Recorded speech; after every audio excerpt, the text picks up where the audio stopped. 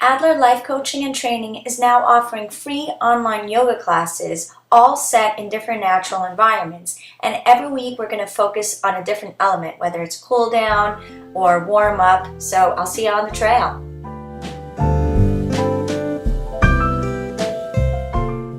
Take a deep breath in. Your feet are in butterfly pose with a nice flat back. Reach up and over your legs. You want to try to keep your back as straight as possible, and then when it feels right for you, just relax over your legs. You can clasp your hands and reach them over your head as well, or just hang down low and enjoy this relaxing stretch. Deep breaths in and out.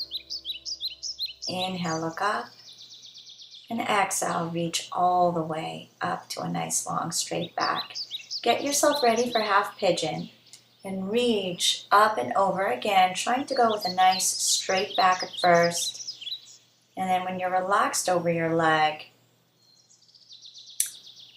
you want to try to keep your hips as even as possible.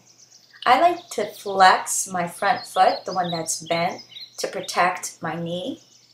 And if you're feeling ready for it, you can also straighten that back leg by flexing the foot. Give yourself a nice quad stretch by taking the opposite hand of the leg that's behind you, grabbing the foot, and then bringing the foot to your heel, giving yourself a beautiful quad stretch. Now let's just go and do the same thing on the other side. So get into half pigeon. Try to even out your hips. Inhale, lift up, nice straight spine, and then exhale, relax up and over that front bent knee. Your leg should ideally be in a 90-degree angle, but you can always modify by bringing the heel closer to your bum. So it depends on how tight you are. If you want an added stretch, just straighten that back heel by pressing it all the way behind you, so as if you're standing on it. It just adds a different stretch to the front and to the back of the leg. You want to keep your hips even as well. Inhale to come up. Take the opposite hand of the leg that's behind you and grab whatever you can and give yourself a good quad stretch. If you're like me, after about 8 miles of climbing, you might be pretty tight and you might not be able to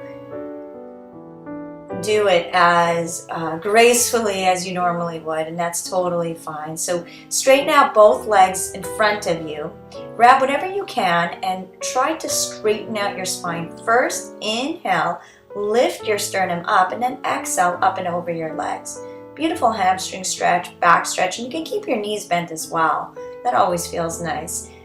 Inhale, clasp your hands, reach all the way up to the sky, and then exhale with a straight spine. First, up and over. You can keep your knees bent to keep your back straight. I'd rather have your back straight than your legs straight. Let's get ready for plow. So you're going to lie down on wherever you are and just let your legs hang towards the ceiling. Nice relaxed legs. This alone is an inversion, and it helps your blood flow and heal your whole nervous system. So you can just relax here. You don't have to go any further. This, in essence, is very similar to shoulder stand. But if you'd like to go a little bit more, we're going to do first bridge. So you're going to press your hands down to the mat and reach it towards your heels. Your heels are reaching towards your fingertips, and you're going to lift your hips up. You can also clasp your hands and press them towards your feet if you want an added shoulder stretch. And now we're doing plow. So you're going to reach your legs over your body, over your head. And if they touch the floor, you're going to walk your toes towards your head, and you're going to press your heels away from your head. So it really extends your hamstrings. You want to keep your neck nice and relaxed. So the more you can relax your back and lift it up and over, the easier it'll be on your neck. In order to come out of it, you can bend your knees and bring one knee on either side of your ear. You can also do a shoulder stand. If you're going to do a shoulder stand, make sure that your elbows and your forearms and your shoulders are pressing down on the ground, on the mat, wherever you are, and you're taking your hands more towards the middle of the back. I kind of had it a little too close to my bum. Again, I was really tired when I did this, so just be gentle with your body, and if you have it higher up on your back, you can press your hips a little higher up and forward, and it'll make shoulder stand easier.